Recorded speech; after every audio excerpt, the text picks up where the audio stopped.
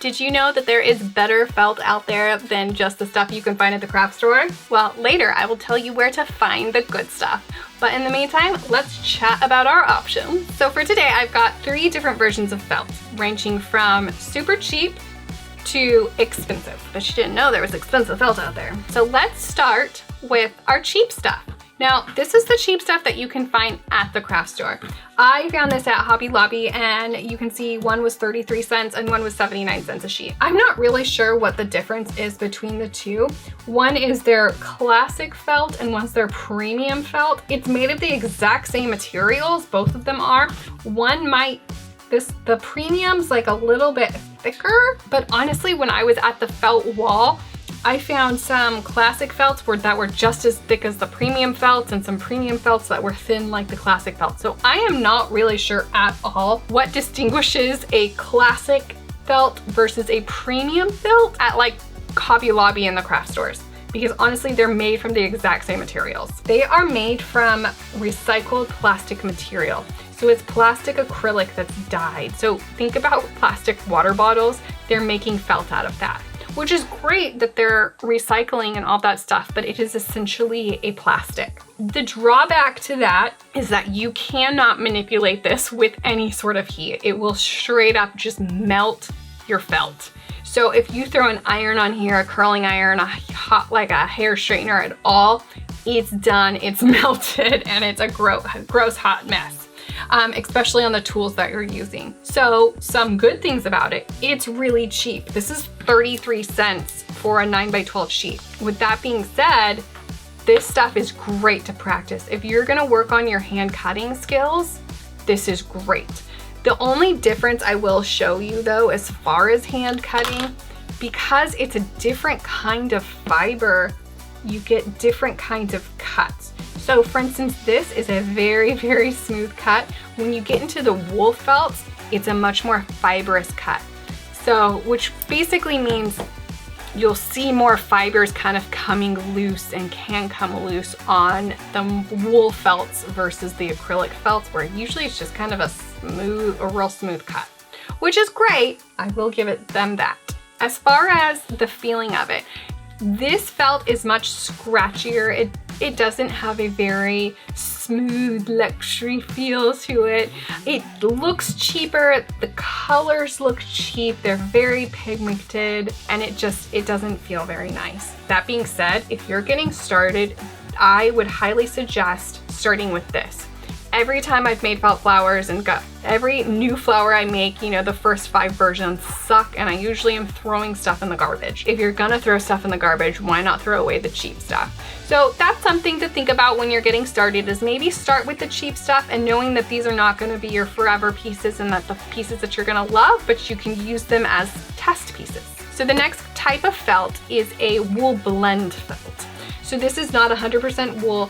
It is made of wool and polyester and rayon. Depending on the quality, from my supplier that I get, there's different versions of it. So one is more wool, less polyester, and then there's another version I buy that is more polyester and less wool. So I order both of those very regularly. The reason I love this felt is it has a very nice smooth texture.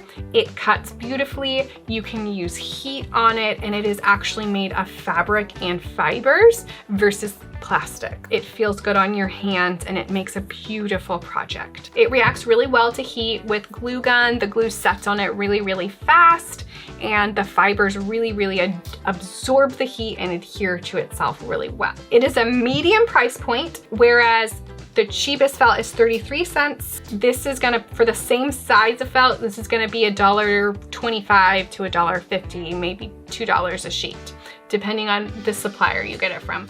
So it's middle ground. This is the stuff where you're gonna be sad if you wasted a $2 sheet of felt. This is what I primarily work with, and I would highly suggest you going with. So the next version of felt is 100% wool felt. This stuff is like glitter. It is insanely dense. It holds together really well. The only drawback to 100% wool is that because it's so dense and it's so much more fibers in it, it's harder to manipulate with heat. So if I'm ironing this, I'm gonna iron it for twice as long. If I'm stretching and pulling the felt to manipulate it, I'm gonna have to pull harder. If I'm using a hair straightener on it, I'm gonna have to do it twice as long. If the glue gun, I'm gonna have to, anytime I put a bead of glue on here, I'm gonna have to hold it for twice as long for the glue to set before it's ready to go. While this is more of a premium felt, it feels better, it looks better, it's like solid, it's thick, it's beautiful and wonderful. I don't always like using it. It is twice as much, if not more, depending on where you find it. So you're looking at $3 to $5 a sheet, depending on where you're getting it from. It's expensive and you're paying for what you get. It's 100% wool and it's beautiful and it dyes beautifully.